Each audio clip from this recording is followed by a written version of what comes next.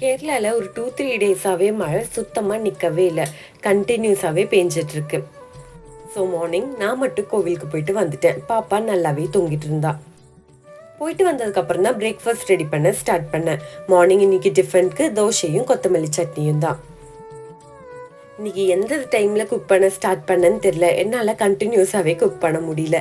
இடையில பாப்பா எந்திரிச்சிட்டே இருந்தா. ஸோ கோவிலேருந்து அம்மா வந்ததுக்கப்புறம் அவகிட்ட கொடுத்துட்டு பாக்கி குக்கிங்காக அதுக்கப்புறம் தான் மறுபடியும் தொடங்கினேன். இனிமேல் நம்ம குக்கிங் ரெசிபீஸ்லாம் ஹெவன் குக்கிங்னு சொல்லி ஒரு செப்பரேட் சேனலில் போட போகிறேன்.